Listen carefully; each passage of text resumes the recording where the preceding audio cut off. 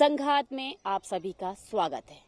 आज हम चर्चा करेंगे मास्टर प्लान और उसके एग्जीक्यूशन के बारे में, जो किसी शहर की अगले 15-20 सालों की दशा और दिशा बदल देता है।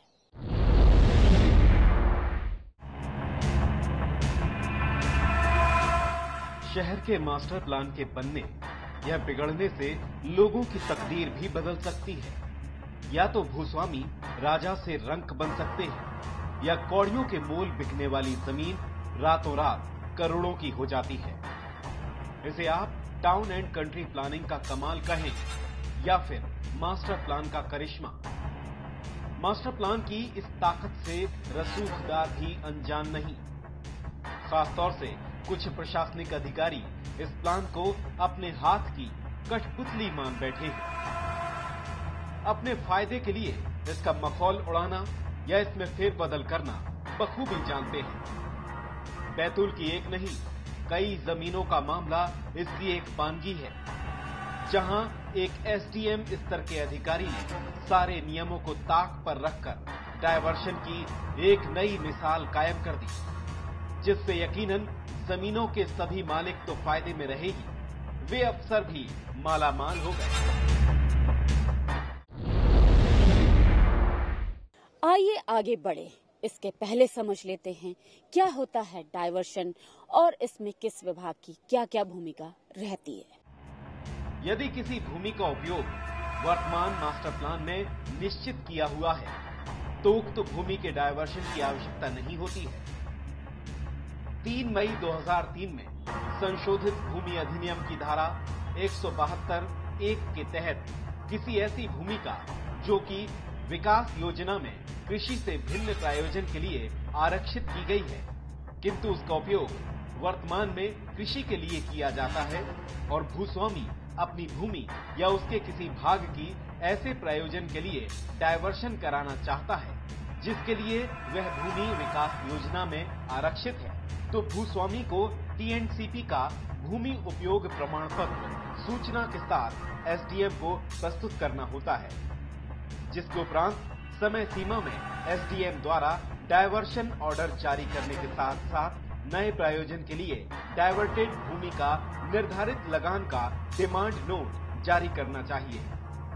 किंतु यदि मास्टर प्लान में भूमि का वर्तमान उपयोग के अलावा अन्य प्रायोजन के लिए भूमि स्वामी द्वारा भूमि परिवर्तन किए जाने हेतु मध्य प्रदेश नगर तथा ग्राम निवेश अधिनियम 1973 की धारा 23 का के अंतर्गत आवेदन प्रस्तुत करना होता है। आवेदन को मध्य प्रदेश नगर तथा ग्राम निवेश उपांतरण की कार्यवाही के लिए मंत्री परिषद के समक्ष भेजना होता है। सरकार द्वारा गठित समिति ऐसे किसी आवेदन पर सकारात्मक विचार कर सकती है जो समिति द्वारा लाभप्रद समझी गई हो। राज्य सरकार ऐसी अनुमति देने से पहले 2 दैनिक अखबारों में विज्ञापन देकर इस मार्फत 15 दिन के भीतर आने वाली आपत्तियों पर सुनवाई करती है। तदुपरांत ही योजना में जमीन का उसके उपयोग के हिसाब से लैंड यूज चेंज किया जा सकता है। ये तो थी नियमों की बात, लेकिन एक एसडीएम स्तर के अधिकारी ने कानून हाथ में लेते हुए 1-2 नहीं 706 डायवर्शन यानी भूमि का उपयोग ही बदल दिया, वो भी सिर्फ 6 महीने में। अब इसके पीछे की मंशा को समझने की कोशिश करते हैं। साधारण भाषा में इसे इस तरह समझा जा सकता है, यदि भूमि का उपयोग मास्टर प्लान के क्षेत्र में कृषि है और उसका मूल्य यदि 5 लाख रुपए एकड़ है, लेकिन उसका उपयोग परिवर्तन कर उसे आवासीय कर दिया जाता है, तो रातों रात उसकी कीमत 5 लाख से बढ़कर 50 लाख रुपए एकड़ हो जाती है, यानी पूरे 10 गुना अमूमन बढ़ जाती है। इस तरह यदि नियम विरुद्ध डायवर्शन किया जाता है तो इसके पीछे 2 ही वजह हो सकती हैं। या तो आप रॉबर्ट वाड्रा की तरह राजनेता के दामाद हो, या फिर आप किसी अधिकारी को भूमि की वर्तमान कीमत से दुगनी कीमत देकर उसकी झोली भर दें।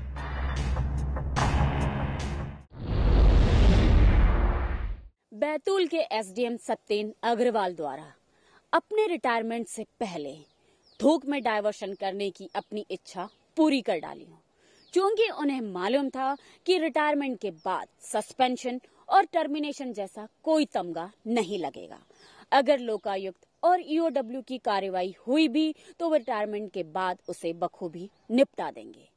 ये पूरा मामला समझने के लिए इन दस्तावेजों की एक वानगी देखिए। पूर्व कांग्रेस विधायक विनोद डागा द्वारा ग्राम परसोड़ा पटवारी हल्का नंबर 31 के भूमि खसरा नंबर 74-76 की लगभग 12 एकड़ भूमि के आवासीय उपयोग के लिए एसडीएम कार्यालय में आवेदन प्रस्तुत किया। तत्काल ही एसडीएम द्वारा 6 जुलाई 2012 को नगर तथा ग्राम निवेश बैतूल को एक हफ्ते में अपना अभिमत प्रस्तुत करने के लिए लिखा गया। सहायक संचालक ने मामले की गंभीरता को समझते हुए मात्र 3 दिनों में पत्र क्रमांक 597 दिनांक 9 जुलाई को अपने अभिमत में लिखा कि प्रश्नाधीन भूमि बैतूल विकास योजना 2011 में कृषि प्रयोजन के अंतर्गत निर्दिष्ट होने के कारण इसे आवासीय प्रयोजन हेतु अनापत्ति प्रमाण पत्र दिया जाना संभव नहीं होगा। ये अभिमत पत्र मिलने के बावजूद तत्कालीन अनुविभागीय अधिकारी सत्येंद्र अग्रवाल ने राजस्व निरीक्षक को पुनः निर्धारित प्रतिवेदन प्राप्त कर गणना पत्रक के आधार पर उक्त भूमि का डायवर्शन कर दिया, जबकि सहायक संचालक नगर तथा ग्राम निवेश बैतूल द्वारा हरकारा के माध्यम से एसडीएम कार्यालय में 13 जुलाई को भिजवाया, जिसकी प्यून बुक के पेज नंबर 28 पर 594 से लेकर 598 तक 5 अभिमत 13 जुलाई 2012 को प्राप्त करना दर्शाया गया है। इसी तरह से समय समय पर लगभग सभी प्रकरणों में आवासीय प्रयोजन हेतु आपत्ति का अभिमत एसडीएम कार्यालय में दिया जा चुका था। हमारे द्वारा पूरे प्रकरण की आरटीआई के तहत जानकारी प्राप्त की गई और जब सत्येंद्र अग्रवाल और कलेक्टर बैतूल से इस बारे में बात करना चाही तो उन्होंने कैमरे के सामने अपना तर्क प्रस्तुत करने से इनकार कर दिया। हमने भी इसे मुकाम तक पहुंचाने के लिए विधानसभा का सहारा लिया। हमने ये दस्तावेज युवा विधायक ध्रुव नारायण सिंह को सौंपे। उन्होंने विधानसभा के शीतकालीन सत्र में इस पूरे गोलमाल पर प्रश्न उठाया। कलेक्टर महोदय द्वारा विधानसभा में उठाए गए इस प्रश्न क्रमांक 1287 के उत्तर में एसडीएम का बचाव और सदन को गुमराह करते हुए लिखित जवाब दिया, जिसमें सहायक संचालक द्वारा 1 सप्ताह के अंदर अभिमत प्राप्त न होने के कारण नगर तथा ग्राम निवेश की मौन स्वीकृति मानते हुए भूमियों के डायवर्शन एसडीएम द्वारा कर दिए जाने की बात स्वीकारी।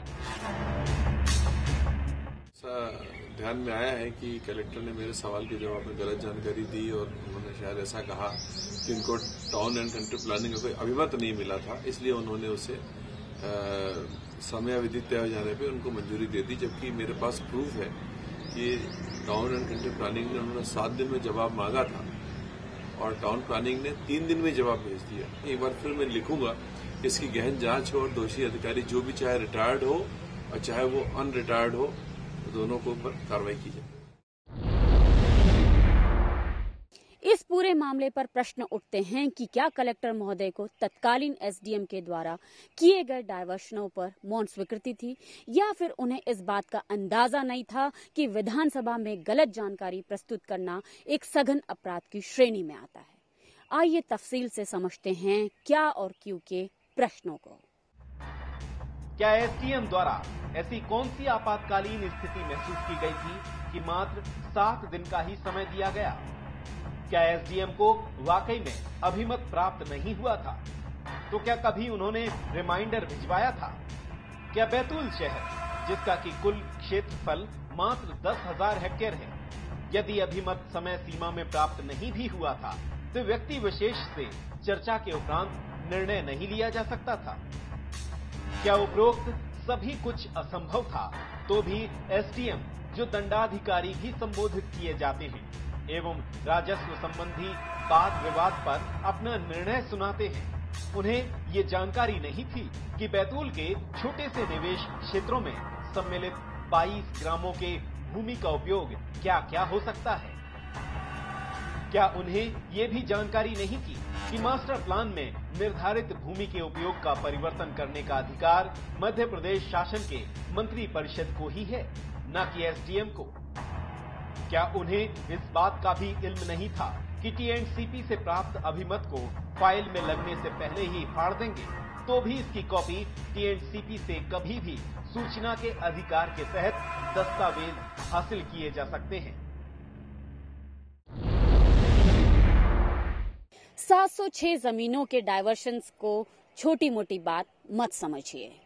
डायवर्शंस के बाद भूमि की कीमत में आए अंतर का आकलन किया जाए या फिर डायवर्शन के लिए हुए लेन देन का, तो ये प्रदेश का सबसे बड़ा घोटाला सामने आ सकता है। संघात में आज बस इतना ही। अगर आपके पास भी है कोई ऐसी खबर जिसे आप जिम्मेदारों तक पहुंचाना चाहते हैं तो आप हमें मेल कर सकते हैं या फिर लिख सकते हैं। हमारा ईमेल आईडी है tarun.nvmp@gmail.com और हमारा पता है news and views 232 zone 1 MP Nagar Bhopal. अगले हफ्ते हम आपसे फिर मिलेंगे किसी और नए विषय और खुलासे के साथ। नमस्कार।